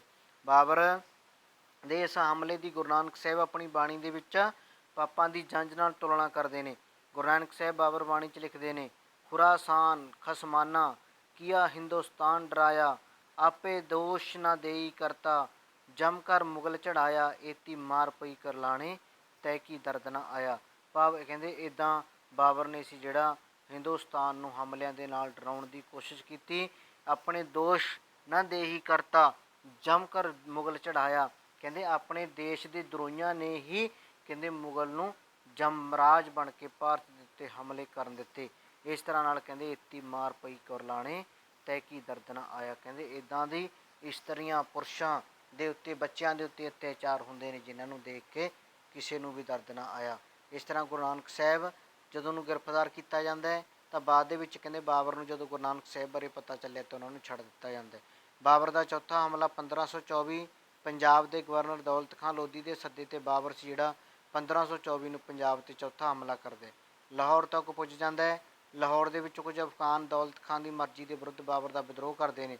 ਬਾਬਰ ਨੂੰ ਗੁੱਸਾ ਚੜ੍ਹਿਆ, ਲਾਹੌਰ 'ਚ ਕਹਿਰ ਮਚਾਇਆ, ਵੱਡੀ ਗਿਣਤੀ 'ਚ ਉਹਨਾਂ ਦਾ ਕਤਲ ਕਰ ਦਿੱਤਾ, ਘਰਾਂ ਅਤੇ ਬਾਜ਼ਾਰਾਂ ਨੂੰ ਅੱਗ ਦੇ ਭੇਟ ਕਰ ਦਿੱਤਾ। ਲਾਹੌਰ ਦੇ ਵਿੱਚ ਬਾਬਰ ਦਿਪਾਲਪੁਰ ਪਹੁੰਚਦਾ, ਦੌਲਤ ਖਾਂ ਦੇ ਸਹਿਯੋਗ ਦੇ ਨਾਲ ਦਿਪਾਲਪੁਰ 'ਤੇ ਵੀ ਕਬਜ਼ਾ ਕੀਤਾ, ਲੁੱਟਮਾਰ ਮਚਾਈ, ਜਲੰਧਰ ਦੁਆਬੇ ਦੇ ਖੇਤਰਾਂ ਨੂੰ ਜਿੱਤ ਕੇ ਚਲਾ ਜਾਂਦਾ ਅਤੇ ਦੌਲਤ ਖਾਂ ਪੰਜਾਬ ਆ ਕੇ ਮੁਗਲਾਂ ਨੂੰ ਹਰਾ ਕੇ ਮੁੜ ਪੰਜਾਬ 'ਤੇ ਕਬਜ਼ਾ ਕਰ ਲੈਂਦਾ। ਉਸ ਤੋਂ ਬਾਅਦ ਬਾਬਰ ਦਾ ਪੰਜਵਾਂ ਹਮਲਾ 1525-26 ਦੇ ਵਿੱਚ। ਬਾਬਰ ਦੌਲਤ ਖਾਂ ਲੋਧੀ ਨੂੰ ਸਬਕ ਸਿਖਾਉਣ ਦੇ ਲਈ ਨਵੰਬਰ 1525 ਨੂੰ ਭਾਰਤ 'ਤੇ ਪੰਜਵੀਂ ਵਾਰ ਫਿਰ ਹਮਲਾ ਕਰਦਾ। ਖਬਰ ਸੁਣ ਕੇ ਦੌਲਤ ਖਾਂ ਘਬਰਾ ਗਿਆ, ਹੁਸ਼ਿਆਰਪੁਰ ਦੇ ਵਿੱਚ ਸਥਿਤ ਮਲੋਟ ਕਿਲ੍ਹੇ ਦੇ ਵਿੱਚ ਜਾ ਕੇ ਛੁਪ ਜਾਂਦਾ ਅਤੇ ਬਾਬਰ ਨੇ ਕਿਲ੍ਹੇ ਨੂੰ ਜਦੋਂ ਘੇਰਾ ਪਾਇਆ, ਦੌਲਤ ਖਾਂ ਕੁਝ ਚਿਰ ਬਾਅਦ ਮੁਕਾਬਲਾ ਕਰਨ ਮਗਰੋਂ ਹਥਿਆਰ ਸੁੱਟ ਦਿੰਦਾ ਹੈ। ਬਾਬਰ ਨੇ ਉਸ ਨੂੰ ਮਾफ़ ਕੀਤਾ। ਇਸ ਕਾਰਨ ਬਾਬਰ ਇੱਕ ਵਾਰ ਫਿਰ ਪੂਰੇ ਪੰਜਾਬ ਨੂੰ ਆਪਣੇ ਅਧੀਨ ਕਰ ਲੈਂਦਾ ਹੈ। ਦੌਲਤ ਖਾਨ ਨਾਲ ਦੋ ਹੱਥ ਕਰਨ ਦਾ ਫੈਸਲਾ ਕਰਦਾ ਹੈ। ਇਬਰਾਹਿਮ ਲੋਧੀ ਨੂੰ ਜਦੋਂ ਇਸ ਬਾਰੇ ਖਬਰ ਮਿਲੀ ਤਾਂ ਇਬਰਾਹਿਮ ਲੋਧੀ 1 ਲੱਖ ਸੈਨਿਕ ਦਾ ਮੁਕਾਬਲਾ ਕਰਨ ਦੇ ਲਈ ਪੰਜਾਬ ਵੱਲ ਤੁਰਿਆ। 21 ਅਪ੍ਰੈਲ 1526 ਨੂੰ ਦੋਹਾਂ ਵਿਚਾਲੇ ਪਾਣੀਪਤ ਦੀ ਲੜਾਈ ਹੁੰਦੀ ਹੈ, ਜਿਹਦੇ 'ਚ ਬਾਬਰ ਜਿੱਤ ਜਾਂਦਾ ਹੈ, ਲੋਧੀ ਹਾਰਦਾ ਹੈ। ਲੋਧੀ ਵੰਸ਼ ਦਾ ਅਤੇ ਦਿੱਲੀ ਸਲਤਨਤ ਦਾ ਖਾਤਮਾ ਹੁੰਦਾ ਹੈ। ਮੁਗਲ ਵੰਸ਼ ਦੀ ਨੀਂਹ ਰੱਖੀ ਜਾਂਦੀ ਹੈ। ਬਾਬਰ ਦੀ ਜਿੱਤ ਦੇ ਕੀ ਕਾਰਨ ਸੀ? ਕਹਿੰਦੇ ਬਾਬਰ ਬੜਾ ਸੁਯੋਗ ਸੈਨਾਪਤੀ ਸੀ ਅਤੇ ਦੂਜੇ ਪਾਸੇ ਇਬਰਾਹਿਮ ਲੋਧੀ ਸੀ ਜਿਹੜਾ ਉਹ ਬਾਬਰ ਜਿੰਨੀ ਯੋਗਤਾ ਸੀ ਜਿਹੜੀ ਉਹ ਨਹੀਂ ਰੱਖਦਾ ਸੀ। ਬਾਬਰ ਦੀ ਆਪਣੇ ਸੈਨਿਕਾਂ ਪ੍ਰਤੀ ਅਤੇ ਦੂਜੇ ਪਾਸੇ ਦੌਲਤ ਖਾਂ ਵਰਗੇ ਜਿਹੜੇ ਗਦਾਰ ਸੀਗੇ ਇਬਰਾਹਿਮ ਲੋਧੀ ਦੇ, ਉਹਨਾਂ ਤੋਂ ਵੀ ਉਹਨੂੰ ਸਹਿਯੋਗ ਮਿਲਿਆ। ਇਸ ਕਾਰਨ ਵੀ ਉਹ ਪੰਜਾਬ ਨੂੰ ਜਿੱਤਣ ਦੇ ਵਿੱਚ ਕਾਮਯਾਬ ਹੋਇਆ, ਭਾਰਤ ਨੂੰ ਜਿੱਤਣ 'ਚ ਕਾਮਯਾਬ ਹੋਇਆ, ਜਿਹਦੇ ਕਾਰਨ ਕਹਿੰਦੇ ਇਬਰਾਹਿਮ ਲੋਧੀ ਜਿਹੜਾ ਉਹ ਹਾਰ ਗਿਆ ਇਹਨਾਂ ਗਦਾਰੀਆਂ ਦੇ ਕਾਰਨ। ਇਸ ਤਰ੍ਹਾਂ ਨਾਲ ਪੰਜਾਬ ਦੇ ਬਾਬਰ ਦੇ ਕੋਲ ਤੋਪਖਾਨਾ ਸੀ, ਲੋਧੀ ਕੋਲ ਤੋਪਖਾਨਾ ਨਹੀਂ ਸੀ। ਇੱਦਾਂ ਦੇ ਹਥਿਆਰਾਂ ਕਾਰਨ ਵੀ ਜਿੱਤਿਆ। ਫਿਰ ਸੀ ਪੰਜਾਬ ਦੀ ਰਾਜਨੀਤਿਕ ਦਸ਼ਾ। ਸਮਾਜਿਕ ਦਸ਼ਾ ਕਿੱਦਾਂ ਸੀ? ਉਹ ਵੀ ਬੜੀ ਖਰਾਬ ਹੈ। ਮੁਸਲਮਾਨ ਨਾਂ ਦੇ ਦੋ ਵਰਗਾਂ ਦੇ ਵਿੱਚ ਸਮਾਜ ਹਿੰਦੂ ਮੁਸਲਮਾਨਾਂ 'ਚ ਵੰਡਿਆ ਹੋਇਆ। ਦੋਹਾਂ ਨੂੰ ਅੱਗੇ ਅਹੁਦਿਆਂ ਦੇ ਰੂਪ ਦੇ ਵਿੱਚ ਅਲੱਗ ਅਲੱਗ ਪਾਰਟਾਂ ਦੇ ਵਿੱਚ ਡਿਵਾਈਡ ਕੀਤਾ ਗਿਆ। ਪਹਿਲਾਂ ਆਪਾਂ ਕਰਦੇ ਹਾਂ ਗੱਲ ਸਮਾਜਿਕ ਮੁਸਲਮਾਨਾਂ ਦੇ ਸਮਾਜ ਦੀ। 3 ਸ਼੍ਰੇਣੀਆਂ 'ਚ। ਪਹਿਲਾ ਸਮਾਜਿਕ ਸ਼੍ਰੇਣੀ ਉੱਚ ਸ਼੍ਰੇਣੀ, ਅੱਪਰ ਕਲਾਸ ਕਿਹੜੇ ਸੀਗੇ?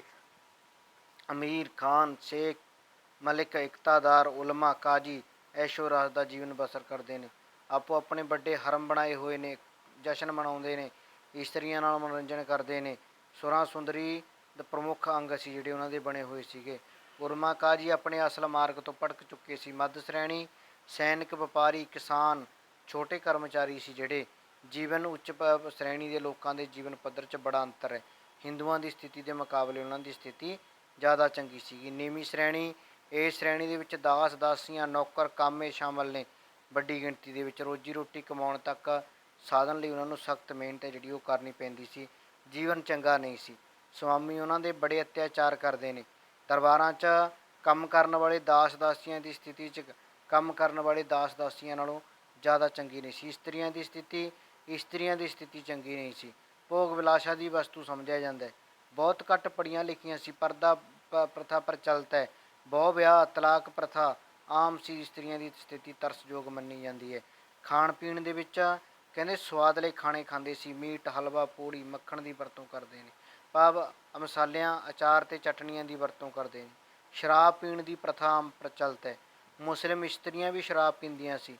ਸ਼ਰਾਬ, ਅਫੀਮ, ਭੰਗ ਆਮ ਵਰਤੋਂ ਕੀਤੀ ਜਾਂਦੀ ਹੈ। ਇਸ ਤਰ੍ਹਾਂ ਨਾਲ ਕਹਿੰਦੇ ਠੰਡੇ ਸ਼ਰਬਤਾਂ ਦੀ ਵਰਤੋਂ ਕਰਦੇ ਸੀ। ਪਹਿਰਾਵਾ, ਕੀਮਤੀ ਪੋਸ਼ਾਕਾਂ, ਉੱਚੀ ਸ਼੍ਰੇਣੀ ਦੇ ਲੋਕ ਮਖਮਲ, ਰੇਸ਼ਮ ਦੀਆਂ ਪੋਸ਼ਾਕਾਂ ਪਹਿਨਦੇ ਨੇ, ਹੀਰੇ ਜਹਿਰਾਤ ਜੜੇ ਹੋਏ। ਨੀਵੀਂ ਸ਼੍ਰੇਣੀ ਦੇ ਲੋਕ ਸੂਤੀ ਕੱਪੜੇ ਪਹਿਨਦੇ ਸੀ, ਕੁੜਤਾ ਪਜਾਮਾ ਪਾਉਂਦੇ ਸੀਗੇ। ਪੁਸਤਾਂ ਦੇ ਇਸਤਰੀਆਂ ਦੇ ਗਹਿਣੇ ਅਲੱਗ ਅਲੱਗ ਪਾਏ ਗਏ। ਉੱਚ ਸ਼੍ਰੇਣੀ ਦੇ ਲੋਕ ਕੀਮਤੀ ਪੱਥਰਾਂ, ਹੀਰਿਆਂ, ਸੋਨੇ ਚਾਂਦੀ ਦੇ ਬਣੇ ਗਹਿਣਿਆਂ ਦੀ ਵਰਤੋਂ ਕਰਦੇ ਨੇ। ਨੀਵੀਂ ਸ਼੍ਰੇਣੀ ਦੇ ਲੋਕਾਂ ਦੇ ਗਹਿਣੇ ਸਧਾਰਨ ਸੀਗੇ। ਇਸਤਰੀਆਂ ਆਪਣੇ ਹਾਰ ਸ਼ਿੰਗਾਰ ਦੇ ਲਈ ਖੂਬਸੂਰਤ ਤੇਲ, ਪਾਊਡਰਾਂ ਅਤੇ ਸੁਰਮਿਆਂ ਦੀ ਵਰਤੋਂ ਕਰਦੀਆਂ ਨੇ। ਸਿੱਖਿਆ, 16ਵੀਂ ਸਦੀ ਦੇ ਆਰੰਭ ਦੇ ਵਿੱਚ ਕਹਿੰਦੇ ਸਿੱਖਿਆ ਦੇ ਖੇਤਰ ਵਿੱਚ ਖਾਸ ਉੱਨਤੀ ਨਹੀਂ ਹੋਈ। ਮੁਸਲਮਾਨਾਂ ਨੂੰ ਸਿੱਖਿਆ ਦੇਣ ਦਾ ਕੰਮ ਉਲਮਾ, ਮੁਲਾ, ਕਾਜੀ ਲੋਕ, ਮੌਲਵੀ ਲੋਕ ਕਰਦੇ ਨੇ, ਭਾਵ ਜਿਨ੍ਹਾਂ ਨੂੰ ਸਿੱਖਿਆ ਮਸਜਿਦਾਂ, ਮਕਤਬਿਆਂ, ਮਦਰਸਿਆਂ 'ਚ ਦਿੱਤੀ ਜਾਂਦੀ ਹੈ। ਧਾਰਮਿਕ ਐਜੂਕੇਸ਼ਨ ਸੀ ਜਿਹੜੀ ਉਹ ਪ੍ਰੋਵਾਈਡ ਕਰਵਾਈ ਜਾਂਦੀ ਸੀ। ਸਰਕਾਰਾਂ ਉਹਨਾਂ ਨੂੰ ਅਨੁਦਾਨ ਦਿੰਦੀਆਂ ਨੇ, ਭਾਵ ਦਾਨ ਦਿੰਦੀਆਂ ਨੇ ਸਿੱਖਿਆ ਦੇ ਲਈ, ਧਾਰਮਿਕ ਸਿੱਖਿਆ ਦੇ ਲਈ। ਲਾਹੌਰ, ਮੁਲਤਾਨ ਸਿੱਖਿਆ ਦੇ ਪ੍ਰਸਿੱਧ ਕੇਂਦਰ ਸੀ ਜਿਹੜੇ ਉਹ ਨੇ। ਮਨੋਰੰਜਨ ਦੇ ਸਾਧਨ, ਮੁਸਲਮਾਨੀ ਆਪਣਾ ਮਨੋਰੰਜਨ ਕਈ ਢੰਗਾਂ ਨਾਲ ਕਰਦੇ ਸੀਗੇ, ਜਿਵੇਂ ਚੁਗਾਨ ਖੇਡਣਾ, ਜਾਨਵਰਾਂ ਦਾ ਸ਼ਿਕਾਰ ਕਰਨਾ, ਲੜਾਈਆਂ ਵੇਖਣੀਆਂ, ਘੋੜ ਦੌੜ ਵਿੱਚ ਹਿੱਸਾ ਲੈਣੇ। ਇਸ ਤਰ੍ਹਾਂ ਨਾਲ ਕਹਿੰਦੇ ਆਪਣਾ ਸ਼ਤਰੰਜ, ਚੌਪਟ ਆਦਿ ਖੇਡ ਕੇ ਵੀ ਮਨੋਰੰਜਨ ਕਰਦੇ ਸੀਗੇ। ਤਿਉਹਾਰਾਂ ਨੂੰ ਬੜੇ ਮੁਸਲਮਾਨ ਈਦ, ਨਰੋਜ਼ ਆਦਿ ਤਿਉਹਾਰਾਂ ਨੂੰ ਬੜੇ ਧੂਮਧਾਮ ਨਾਲ ਮਨਾਉਂਦੇ ਨੇ। ਹਿੰਦੂਆਂ ਦੇ ਸਮਾਜ ਦੀ ਵਿਸ਼ੇਸ਼ਤਾ ਕੀ ਸੀ? ਜਾਤੀ ਪ੍ਰਥਾ। ਹਿੰਦੂ ਸੀ ਜਿਹੜਾ ਜਾਤਾਂ ਉਪਜਾਤਾਂ 'ਚ ਵੰਡੇ ਹੋਏ ਲੋਕ ਨੇ। ਉੱਚ ਸ਼੍ਰੇਣੀ ਬ੍ਰਾਹਮਣਾਂ ਦਾ ਸਥਾਨ ਪ੍ਰਾਪਤ ਹੈ। ਨੀਵੀਂ ਸ਼੍ਰੇਣੀ ਦੇ ਲੋਕਾਂ ਦੇ ਨਾਲ ਅਨੇਕਾਂ ਤਰ੍ਹਾਂ ਦੇ ਤਸ਼ੱਦਦ ਅਤਿਆਚਾਰ ਕਰਦੇ ਨੇ। ਹਿੰਦੂਆਂ ਦੇ ਸਾਰੇ ਰੀਤੀ ਰਿਵਾਜ ਉਹਨਾਂ ਦੁਆਰਾ ਪੂਰੇ ਕੀਤੇ ਜਾਂਦੇ ਸੀਗੇ। ਬ੍ਰਾਹਮਣ ਦੇ ਵਿੱਚ ਸਮੇਂ ਦੇ ਨਾਲ ਨਾਲ ਨੈਤਿਕਤਾ ਗਿਰਾਵਟ ਆਈ। ਕਹਿੰਦੇ ਉਹ ਭ੍ਰਿਸ਼ਟਾਚਾਰੀ ਬਣ ਗਏ, ਦਗਾਬਾਜੀ ਬਣ ਗਏ, ਲਾਲਚੀ ਬਣ ਗਏ, ਜਿਹਦੇ ਕਾਰਨ ਲੋਕਾਂ ਨੂੰ ਹਰ ਜੀਵਨ ਦੇ ਲੋਕਾਂ ਦਾ ਉਦੇਸ਼ ਕੀ ਸੀ? ਕਿਸੇ ਨਾ ਕਿਸੇ ਬਹਾਨੇ ਉਹਨਾਂ ਤੋਂ ਛੁਟਕਾਰਾ ਪਾਉਣਾ। ਕਸ਼ੱਤਰੀਆਂ ਦਾ ਮੁੱਖ ਪੇਸ਼ਾ ਲੜਾਈਆਂ ਲੜਨਾ ਹੁਣ ਉਹਨਾਂ ਦੀ ਸਥਿਤੀ ਵਿੱਚ ਬਦਲ ਜਾਣ ਦੇ ਕਾਰਨ ਉਹਨਾਂ ਦੇ ਕਿੱਤੇ ਦੁਕਾਨਦਾਰ, ਕਿਸਾਨਾਂ ਆਦਿ ਅਪਣਾ ਲੈਂਦੇ ਨੇ। ਵੈਸ਼ ਵਪਾਰ ਖੇਤੀਬਾੜੀ ਦਾ ਧੰਦਾ ਕਰਦੇ ਨੇ। ਸ਼ੂਦਰ ਲੋਕ ਸੀ ਜਿਹੜੇ, ਉਹਨਾਂ ਨਾਲ ਭੈੜਾ ਸਲੂਕ ਕੀਤਾ ਜਾਂਦਾ ਹੈ। ਹਿੰਦੂਆਂ ਦੀਆਂ ਇਹਨਾਂ 4 ਪ੍ਰਮੁੱਖ ਜਾਤੀਆਂ ਤੋਂ ਇਲਾਵਾ ਸਮਾਜ ਹੋਰ ਬਹੁਤ ਸਾਰੀਆਂ ਜਾਤਾਂ ਅਤੇ ਉਪਜਾਤਾਂ ਦੇ ਪਾਰਟ ਦੇ ਵਿੱਚ ਵੰਡਿਆ ਹੋਇਆ ਸੀ, ਜਿਨ੍ਹਾਂ ਦੀ ਗਿਣਤੀ 84 ਦੇ ਕਰੀਬ ਦੱਸੀ ਜਾਂਦੀ ਹੈ। ਇਸਤਰੀਆਂ ਦੀ ਸਥਿਤੀ, ਹਿੰਦੂ ਸਮਾਜ 'ਚ ਇਸਤਰੀਆਂ ਦੀ ਸਥਿਤੀ ਤਰਸਯੋਗ ਹੈ। ਦਰਜਾ ਪੁਰਸ਼ਾਂ ਦੀ ਜੁੱਤੀ ਦੇ ਬਰਾਬਰ ਦਾ ਦਿੱਤਾ ਜਾਂਦਾ ਹੈ। ਲੜਕੀਆਂ ਦੇ ਜੰਮਣ ਨੂੰ ਬਦਸ਼ਗਨੀ ਸਮਝਿਆ ਜਾਂਦਾ ਸੀ, ਉਹਨਾਂ ਨੂੰ ਜੰਮਦਿਆਂ ਸਾਰ ਮਾਰ ਦਿੱਤਾ ਜਾਂਦਾ ਸੀ। ਭਾਵ ਹੁਣ ਦੇਖੋ, ਭਰੂਣ ਪੇਟ ਦੇ ਵਿੱਚ ਪਤਾ ਕਰ ਲਿਆ ਜਾਂਦਾ ਹੈ ਲੜਕੀ ਹੈ ਜਾਂ ਲੜਕਾ, ਕਹਿੰਦੇ ਤਾਂ ਉਸ ਨੂੰ ਪੇਟ 'ਚ ਕਤਲ ਕਰ ਦਿੱਤਾ ਜਾਂਦਾ ਹੈ। ਉਸ ਸਮੇਂ ਇੰਨੀ ਟੈਕਨੋਲੋਜੀ ਨਹੀਂ ਸੀ, ਤਾਂ ਜਦੋਂ ਲੜਕੀ ਪੈਦਾ ਹੋ ਜਾਂਦੀ, ਪੈਦਾ ਹੋਣ ਤੋਂ ਬਾਅਦ ਉਸ ਨੂੰ ਦੱਬੇ ਆਉਂਦੇ ਸੀ, ਉਹਦਾ ਕਤਲ ਕਰ ਦਿੱਤਾ ਜਾਂਦਾ ਸੀ। ਇਸ ਲਈ ਸਮਾਜ ਦੇ ਵਿੱਚ ਹੁਣ ਤੇ ਪਹਿਲਾਂ ਨਾਲੋਂ ਕੋਈ ਜ਼ਿਆਦਾ ਚੇਂਜਸ ਜਿਹੜੀ ਨਹੀਂ ਆਈਆਂ। ਬਾਲ ਵਿਵਾਹ ਕੀਤਾ ਜਾਂਦਾ ਹੈ। ਪਰਦਾ ਪ੍ਰਥਾ ਪ੍ਰਚਲਿਤ ਸੀਗੀ। ਸਤੀ ਪ੍ਰਥਾ ਸੀ। ਜੇਕਰ ਉਹਦਾ ਪਤੀ ਪਹਿਲਾਂ ਮਰ ਜਾਂਦਾ ਤਾਂ ਕਹਿੰਦੇ ਉਸ ਨੂੰ ਆਪਣੇ ਪਤੀ ਦੀ ਚਿਖਾ ਦੇ ਵਿੱਚ ਜਿਉਂਦਿਆਂ ਸਾੜ ਦਿੱਤਾ ਜਾਂਦਾ ਸੀਗਾ। ਇਸ ਤਰ੍ਹਾਂ ਨਾਲ ਵਿਧਵਾ ਵਿਆਹ ਦੀ ਇਜਾਜ਼ਤ ਨਹੀਂ ਦਿੱਤੀ ਜਾਂਦੀ ਸੀ। ਜੇਕਰ ਕਹਿੰਦੇ ਕੋਈ ਪਤਨੀ ਰਹਿ ਵੀ ਜਾਂਦੀ ਪਤੀ ਦੀ ਮੌਤ ਤੋਂ ਬਾਅਦ, ਤਾਂ ਉਸ ਦਾ ਜੀਵਨ ਨਰਕ ਹੁੰਦਾ ਸੀ। ਸਮਾਜ ਉਸ ਦਾ ਬਾਈਕਾਟ ਕਰ ਦਿੰਦਾ ਸੀ। ਇਸ ਤਰ੍ਹਾਂ ਨਾਲ ਇਸਤਰੀਆਂ ਨੂੰ ਭੋਗ ਵਿਲਾਸ਼ਾ ਦੀ ਵਸਤੂ ਤੋਂ ਬਿਨਾਂ ਹੋਰ ਜ਼ਿਆਦਾ ਕੁਝ ਨਹੀਂ ਸਮਝਿਆ ਜਾਂਦਾ ਸੀ। ਖਾਣ ਪੀਣ ਭੋਜਨ ਸਾਦਾ ਹੁੰਦਾ। ਖਾਸ ਕਰਕੇ ਹਿੰਦੂ ਸੀ ਜਿਹੜੇ ਸ਼ਾਕਾਹਾਰੀ ਭੋਜਨ ਹੈ ਜਿਹੜਾ ਗ੍ਰਹਿਣ ਕਰਦੇ ਨੇ। ਕਣਕ, ਚੌਲ, ਸਬਜ਼ੀਆਂ, ਘਿਓ, ਦੁੱਧ ਤੋਂ ਤਿਆਰ ਕੀਤੀਆਂ ਵਸਤਾਂ ਖਾਂਦੇ ਨੇ। ਮਾਸ, ਲਸਣ, ਪਿਆਜ਼ ਦੀ ਵਰਤੋਂ ਜ਼ਿਆਦਾ ਮਾਤਰਾ 'ਚ ਨਹੀਂ ਕਰਦੇ ਸੀ। ਹਿੰਦੂ ਬੱਕਰਿਆਂ ਦਾ ਮਾਸ ਖਾਂਦੇ ਸੀਗੇ। ਗਰੀਬ ਲੋਕ ਸਧਾਰਨ ਰੋਟੀ ਨਾਲ ਲੱਸੀ ਪੀ ਕੇ ਆਪਣਾ ਗੁਜ਼ਾਰਾ ਸੀ ਜਿਹੜਾ ਉਹ ਕਰ ਲੈਂਦੇ ਨੇ। ਪਹਿਰਾਵਾ, ਹਿੰਦੂਆਂ ਦਾ ਪਹਿਰਾਵਾ ਸਾਦਾ ਹੈ। ਸੂਤੀ ਕੱਪੜੇ ਪਾਉਂਦੇ ਨੇ। ਪੁਰਸ਼ ਧੋਤੀ ਕੁੜਤਾ ਪਾਉਂਦਾ, ਪਗੜੀ ਪਹਿਨਦੇ ਨੇ। ਬ੍ਰਾਹਮਣ ਕੇਵਲ ਧੋਤੀ ਪਾਉਂਦੇ ਸੀ। ਇਸਤਰੀਆਂ ਅਤੇ ਪੁਰਸ਼ਾਂ ਦਾ ਪਹਿਰਾਵਾ ਅਲੱਗ-ਅਲੱਗ ਸੀਗਾ। ਮਨੋਰੰਜਨ ਦੇ ਸਾਧਨ, ਹਿੰਦੂ ਨਾਚ ਗਾਣੇ ਸੰਗੀਤ ਦੇ ਸ਼ੌਕੀਨ ਸੀ। ਤਾਸ਼ ਅਤੇ ਸ਼ਤਰੰਜ ਸੀ ਜਿਹੜਾ ਜ਼ਿਆਦਾ ਮਾਤਰਾ 'ਚ ਖੇਡਦੇ ਨੇ। ਪਿੰਡਾਂ ਦੇ ਲੋਕਾਂ ਜਾਨਵਰਾਂ ਦੀਆਂ ਲੜਾਈਆਂ ਦੇਖ ਕੇ, ਘੋਲ ਵੇਖ ਕੇ ਆਪਣਾ ਮਨੋਰੰਜਨ ਕਰਦੇ ਨੇ। ਇਸ ਤੋਂ ਇਲਾਵਾ ਹਿੰਦੂ ਆਪਣੇ ਤਿਉਹਾਰਾਂ 'ਚ ਹਿੱਸਾ ਲੈਂਦੇ ਨੇ। ਸਿੱਖਿਆ, ਹਿੰਦੂ ਲੋਕ ਬ੍ਰਾਹਮਣਾਂ ਤੋਂ ਮੰਦਰਾਂ, ਪਾਠਸ਼ਾਲਾਵਾਂ ਦੇ ਵਿੱਚ ਸਿੱਖਿਆ ਪ੍ਰਾਪਤ ਕਰਦੇ ਨੇ। ਮੁੱਢਲੀ ਸਿੱਖਿਆ ਦੀ ਜਾਣਕਾਰੀ ਦਿੱਤੀ ਜਾਂਦੀ ਹੈ। ਉਚੇਰੀ ਸਿੱਖਿਆ ਪ੍ਰਾਪਤ ਕਰਨ ਦੇ ਲਈ ਹਿੰਦੂਆਂ ਦਾ ਕੋਈ ਮੰਦਰ ਸੀ ਕੇਂਦਰ ਸੀ ਜਿਹੜਾ ਉਹ ਨਹੀਂ ਸੀ। ਇਸ ਲਈ ਉਚੇਰੀ ਸਿੱਖਿਆ ਲਈ ਮੁਸਲਮਾਨਾਂ ਦੇ ਮਦਰਸਿਆਂ 'ਚ ਭੇਜਿਆ ਜਾਂਦਾ ਸੀਗਾ। ਹਿੰਦੂ ਅਤੇ ਮੁਸਲਮਾਨ ਇੱਕ ਦੂਜੇ ਨੂੰ ਨਫ਼ਰਤ ਦੀ ਨਜ਼ਰ ਨਾਲ ਦੇਖਦੇ ਨੇ। ਉਸ ਤੋਂ ਬਾਅਦ ਆਰਥਿਕ ਦਸ਼ਾ, ਇਕਨੋਮਿਕ ਕੰਡੀਸ਼ਨ ਕਿੱਦਾਂ ਦੀ ਸੀ ਉਸ ਸਮੇਂ? ਕਹਿੰਦੇ ਇਕਨੋਮਿਕ ਕੰਡੀਸ਼ਨ, ਭੂਮੀ ਉਪਜਾਊ ਸੀ। ਘੱਟ ਮਿਹਨਤ ਕਰਕੇ ਪੈਦਾਵਾਰ ਚੰਗੀ ਹੋ ਜਾਂਦੀ ਸੀ। ਪੰਜਾਬ 5 ਦਰਿਆਵਾਂ ਵਹਿਣ ਕਾਰਨ ਵੀ ਪੰਜਾਬ ਦਾ ਬਹੁਤ ਸਾਰਾ ਖੇਤਰ ਸੀ ਜਿਹੜਾ ਉਹ ਉਪਜਾਊ ਪਾਇਆ ਗਿਆ। ਖੇਤੀਬਾੜੀ, 16ਵੀਂ ਸਦੀ ਦੇ ਲੋਕਾਂ ਦਾ ਮੁੱਖ ਕਿੱਤਾ ਖੇਤੀਬਾੜੀ ਹੈ। ਉਪਜਾਊ ਭੂਮੀ ਸੀ, ਕਹਿੰਦੇ ਜਿਹਦੇ ਕਾਰਨ ਜ਼ਮੀਨ ਲਿਆਉਣ ਦੇ ਲਈ ਕਿਸਾਨਾਂ ਨੂੰ ਰਾਜ ਤੋਂ ਵਿਸ਼ੇਸ਼ ਸਹੂਲਤਾਂ ਮਿਲਦੀਆਂ ਨੇ। ਸਿੰਚਾਈ ਦੇ ਸਾਧਨ ਵਰਖਾ 'ਤੇ ਨਿਰਭਰ ਕਰਦੇ ਸੀਗੇ। ਉਸ ਤੋਂ ਬਾਅਦ ਨਹਿਰਾਂ, ਤਲਾਬਾਂ, ਖੂਹਾਂ ਦੀ ਵਰਤੋਂ ਵੀ ਸਿੰਚਾਈ ਲਈ ਕੀਤੀ ਜਾਣ ਲੱਗ ਪਈ। ਕਣਕ, ਜੌਂ, ਮੱਕੀ, ਚਾਵਲ ਅਤੇ ਗੰਨਾ ਉਸ ਸਮੇਂ ਪੰਜਾਬ ਦੀਆਂ ਪ੍ਰਮੁੱਖ ਫਸਲਾਂ ਨੇ ਅਤੇ ਜਿਹਦੇ ਕਾਰਨ ਪੰਜਾਬ ਨੂੰ ਅਨਾਜ ਦੇ ਭੰਡਾਰ ਦੇ ਨਾਂ ਨਾਲ ਜਾਣਿਆ ਜਾਣ ਲੱਗ ਪਿਆ। ਉਦਯੋਗ, ਕਹਿੰਦੇ ਜਦੋਂ ਪੈਦਾਵਾਰ ਵੱਧ ਹੋਈ ਤਾਂ ਕਹਿੰਦੇ ਉਦਯੋਗ ਵੀ ਵਿਕਸਿਤ ਹੋਏ। ਸਰਕਾਰੀ, ਗੈਰ ਸਰਕਾਰੀ ਕਿਸਮ ਦੇ। ਸਭ ਤੋਂ ਪਹਿਲਾ ਉਦਯੋਗ ਜਿਹੜਾ ਲੱਗਿਆ ਉਹ ਸੀ ਕੱਪੜਾ ਉਦਯੋਗ। ਸੂਤੀ, ਉੱਨੀ ਅਤੇ ਰੇਸ਼ਮੀ 3 ਤਰ੍ਹਾਂ ਦੇ ਕੱਪੜੇ ਸੀ ਜਿਹੜੇ ਉਹ ਬਣਾਏ ਜਾਣ ਲੱਗ ਪਏ। ਪੰਜਾਬ ਦੀ ਉੱਚ ਸ਼੍ਰੇਣੀ ਦੇ ਲੋਕਾਂ ਵਿੱਚ ਰੇਸ਼ਮੀ ਕੱਪੜੇ ਦੀ ਮੰਗ ਜ਼ਿਆਦਾ ਹੈ। ਪੰਜਾਬ 'ਚ ਇਹ ਕੱਪੜਾ ਵਧੇਰੇ ਮਾਤਰਾ 'ਚ ਤਿਆਰ ਕੀਤਾ ਜਾਂਦਾ ਹੈ। ਸਮਾਣਾ, ਸੁਨਾਮ, ਸਰਹੰਦ, ਦੀਪਾਲਪੁਰ, ਜਲੰਧਰ, ਲਾਹੌਰ ਅਤੇ ਮੁਲਤਾਨ ਇਸ ਉਦਯੋਗ ਦੇ ਪ੍ਰਸਿੱਧ ਕੇਂਦਰ ਬਣ ਜਾਂਦੇ ਨੇ। ਉਸ ਤੋਂ ਬਾਅਦ ਸਿਆਲਕੋਟ 'ਚ ਚਿਕਨ ਅਤੇ ਕੱਪੜੇ ਤਿਆਰ ਕੀਤੇ ਜਾਂਦੇ ਨੇ। ਪੱਗਾਂ, ਸਾੜੀਆਂ, ਵਧੀਆ ਕਢਾਈ ਨਾਲ ਲੁੰਗੀਆਂ ਤਿਆਰ ਕੀਤੀਆਂ ਜਾਂਦੀਆਂ ਨੇ। ਪਸ਼ੂ ਪਾਲਣ, ਪੰਜਾਬ ਦੇ ਕੁਝ ਲੋਕ ਪਸ਼ੂ ਪਾਲਣ ਦਾ ਕਿੱਤਾ ਕਰਦੇ ਨੇ। ਪੰਜਾਬ 'ਚ ਪਾਲੇ ਜਾਣ ਵਾਲੇ ਮੁੱਖ ਪਸ਼ੂ ਗਊਆਂ, ਬਲਦ, ਮੱਝਾਂ, ਘੋੜੇ, ਖੱਚਰ, ਊਠ, ਭੇਡਾਂ ਅਤੇ ਬੱਕਰੀਆਂ ਨੇ। ਇਹਨਾਂ ਪਸ਼ੂਆਂ ਤੋਂ ਦੁੱਧ ਅਤੇ ਉੱਨ ਪ੍ਰਾਪਤ ਹੁੰਦੀ ਹੈ। ਘੋੜੇ, ਖੱਚਰਾਂ, ਊਠਾਂ ਅਤੇ ਬਲਦਾਂ ਤੋਂ ਭਾਰ ਢੋਣ ਦਾ ਕੰਮ ਲਿਆ ਜਾਂਦਾ ਹੈ। ਵਪਾਰ, ਪੰਜਾਬ ਦਾ ਵਪਾਰ ਕਾਫੀ ਵਿਕਸਿਤ ਸੀ। ਵਪਾਰ ਦਾ ਕੰਮ ਕੁਝ ਸ਼੍ਰੇਣੀਆਂ ਦੇ ਹੱਥਾਂ 'ਚ ਹੁੰਦਾ ਹੈ। ਹਿੰਦੂਆਂ ਦੀਆਂ ਖੱਤਰੀ, ਬਾਣੀਏ, ਮਹਾਜਨ, ਸੂਦ, ਅਰੋੜੇ ਨਾਂ ਦੀਆਂ ਜਾਤੀਆਂ, ਮੁਸਲਮਾਨਾਂ ਵਿੱਚ ਬੋਹਰਾ, ਖੋਜਾ ਨਾਂ ਦੀਆਂ ਜਾਤੀਆਂ ਵਪਾਰ ਕਰਦੀਆਂ ਨੇ। ਮੇਲਿਆਂ ਤਿਉਹਾਰਾਂ 'ਚ ਮੰਡੀਆਂ ਲਗਾਈਆਂ ਜਾਂਦੀਆਂ। ਲਾਹੌਰ, ਜਲੰਧਰ, ਦੀਪਾਲਪੁਰ, ਸੁਨਾਮ, ਸਮਾਣੇ ਵਰਗੇ ਥਾਵਾਂ ਦੇ ਉੱਤੇ ਆਮ ਮੰਡੀਆਂ ਲੱਗਦੀਆਂ ਨੇ। ਕਹਿੰਦੇ ਹੋਰ ਬਹੁਤ ਸਾਰੇ ਦੇਸ਼ਾਂ ਨਾਲ, ਅਫਗਾਨਿਸਤਾਨ, ਈਰਾਨ, ਅਰਬ, ਸੀਰੀਆ, ਭੂਟਾਨ, ਤਿੱਬਤ ਵਰਗੇ ਦੇਸ਼ਾਂ ਨਾਲ ਭਾਰਤ ਦਾ ਪੰਜਾਬ ਦਾ ਵਪਾਰ ਹੁੰਦਾ ਹੈ। ਉਸ ਤੋਂ ਬਾਅਦ ਖਣਿਜ, ਪੰਜਾਬ 'ਚ ਕਹਿੰਦੇ ਖਣਿਜ ਪਦਾਰਥਾਂ ਦੀ ਬਹੁਤ ਘਾਟ ਸੀਗੀ। ਪੰਜਾਬ ਦੇ ਕੁਝ ਸਥਾਨਾਂ ਦੇ ਵਿੱਚ ਖਣਿਜ ਮਿਲਦੇ ਨੇ। ਜਿਸਤ ਜੰਮੂ ਦੇ ਨੇੜਿਓਂ ਮਿਲਦਾ ਹੈ। ਤਾਂਬਾ ਨਾਰ ਲਾਉਣ ਤੋਂ ਪ੍ਰਾਪਤ ਹੁੰਦਾ ਸੀਗਾ। ਲੂਣ ਦੀਆਂ ਖਾਣਾਂ ਖਿਓੜਾ 'ਚ ਹੁੰਦੀਆਂ ਨੇ। ਦਰਿਆਵਾਂ ਦੇ ਰੇਤ ਤੋਂ ਸੋਨਾ ਕੱਢਿਆ ਜਾਂਦਾ ਸੀਗਾ। ਉਸ ਤੋਂ ਬਾਅਦ ਜੀਵਨ ਵਪਾਰਕ ਨਗਰ 16ਵੀਂ ਸਦੀ ਦੇ ਵਿੱਚ ਲਾਹੌਰ ਮਲਤਾਨ ਪੰਜਾਬ ਦੇ ਪ੍ਰਸਿੱਧ ਵਪਾਰਕ ਸੈਂਟਰ ਵਜੋਂ ਉੱਭਰ ਕੇ ਸਾਹਮਣੇ ਆਏ। ਪੇਸ਼ਾਵਰ, ਲੁਧਿਆਣਾ, ਕੁੱਲੂ, ਕਾਂਗੜਾ, ਸਿਆਲਕੋਟ ਆਦਿ। ਜੀਵਨ ਪੱਧਰ ਲੋਕਾਂ ਦਾ ਜੀਵਨ ਪੱਧਰ ਇੱਕੋ ਜਿਹਾ ਨਹੀਂ ਸੀ। ਮੁਸਲਮਾਨਾਂ ਦਾ ਜੀਵਨ ਪੱਧਰ ਉੱਚੀਆਂ ਸ਼੍ਰੇਣੀਆਂ ਦੇ ਲੋਕਾਂ ਕੋਲ ਜ਼ਿਆਦਾ ਧਨ ਸੀ, ਐਸ਼ ਪ੍ਰਸਤੀ ਦਾ ਜੀਵਨ ਬਸਰ ਕਰਦੇ ਨੇ। ਨੀਵੀਆਂ ਸ਼੍ਰੇਣੀਆਂ ਦੇ ਲੋਕਾਂ ਦਾ ਜੀਵਨ ਪੱਧਰ ਅਲੱਗ ਸੀਗਾ। ਖਾਣ ਪੀਣ ਦੇ ਪੱਧਰ ਦੇ ਵਿੱਚ ਕਮੀ ਸੀਗੀ, ਪਹਿਰਾਵੇ 'ਚ ਕਮੀ ਸੀਗੀ। ਇਸ ਲਈ ਜੀਵਨ ਪੱਧਰ ਅਲੱਗ-ਅਲੱਗ ਜਿਉਂਦੇ ਨੇ ਉੱਚ ਸ਼੍ਰੇਣੀ, ਮੱਧ ਸ਼੍ਰੇਣੀ ਅਤੇ ਨੀਵੀਂ ਸ਼੍ਰੇਣੀ ਦੇ ਲੋਕ। ਰਿਲੀਜੀਅਸ ਕੰਡੀਸ਼ਨ ਧਾਰਮਿਕ ਕੰਡੀਸ਼ਨ ਕਿੱਦਾਂ ਦੀ ਹੈ? ਤਰਸਯੋਗ ਸੀਗੀ। ਧਾਰਮਿਕ ਸਦਾ ਪੰਜਾਬ ਦੀ ਖਾਸ ਕਰਕੇ ਹਿੰਦੂਆਂ ਦੀ, ਕਿਉਂਕਿ ਹਿੰਦੂ ਧਰਮ ਦੇ ਉੱਤੇ ਅਨੇਕਾਂ ਤਰ੍ਹਾਂ ਦੇ ਤਸ਼ੱਦਦ ਕੀਤੇ ਜਾਂਦੇ ਨੇ। ਉਹਨਾਂ ਦੇ ਉੱਤੇ ਮੰਦਰ ਢਾਹੇ ਜਾਂਦੇ ਨੇ, ਮੂਰਤੀਆਂ ਨੂੰ ਤੋੜਿਆ ਜਾਂਦਾ ਹੈ, ਲੋਕਾਂ ਨੂੰ ਸਰੀਰ 'ਤੇ ਭਸਮ ਮਲਣ, ਕੰਨਾਂ 'ਚ ਮੁੰਦਰਾਂ ਪਾਉਣ, ਹੋਰ ਅਨੇਕਾਂ ਤਰ੍ਹਾਂ ਦੇ ਅੰਧ ਵਿਸ਼ਵਾਸਾਂ ਦੇ ਵਿੱਚ ਪਾਇਆ ਜਾਂਦਾ ਹੈ। ਇਸ ਤਰ੍ਹਾਂ ਨਾਲ ਉਸ ਹਿੰਦੂਆਂ ਦੀ ਧਾਰਮਿਕ ਸਥਿਤੀ ਸੀ ਜਿਹੜੀ ਉਹ ਸਹੀ ਨਹੀਂ ਸੀ। ਹਿੰਦੂ ਧਰਮ ਪ੍ਰਮੁੱਖ ਧਰਮ ਮੰਨਿਆ ਜਾਂਦਾ ਸੀ ਉਸ ਸਮੇਂ ਦਾ। ਭਾਰਤ ਦਾ ਪ੍ਰਾਚੀਨ ਧਰਮ ਸੋ ਸੀ। ਪੰਜਾਬ ਦੇ ਵਿੱਚ ਰਮਾਇਣ, ਮਹਾਂਭਾਰਤ ਬੜੇ ਹਰਮਨ ਪਿਆਰੇ ਸੀਗੇ। ਬ੍ਰਾਹਮਣਾਂ ਦਾ ਸਤਿਕਾਰ ਕਰਦੇ ਸੀ ਲੋਕ। ਬ੍ਰਾਹਮਣਾਂ ਦੇ ਸਹਿਯੋਗ ਤੋਂ ਬਿਨਾਂ ਧਾਰਮਿਕ ਕਾਰਜਾਂ ਨੂੰ ਅਧੂਰਾ ਸਮਝਿਆ ਜਾਂਦਾ ਹੈ। ਭ੍ਰਿਸ਼ਟ ਹੋ ਗਏ ਉਹ, ਧਰਮ ਦਾ ਗਲਤ ਅਰਥ ਪੇਸ਼ ਕੀਤਾ। ਕਹਿੰਦੇ ਲੋਕਾਂ ਦਾ ਧਰਮ ਤੋਂ ਵਿਸ਼ਵਾਸ ਟੁੱਟਣਾ ਸ਼ੁਰੂ ਹੋ ਗਿਆ। ਸ਼ੈਵ ਮੱਤ ਕੌਣ ਸੀ? ਹਿੰਦੂਆਂ ਦੀ ਧਰਮ ਦੀ ਸੰਪਰਦਾ।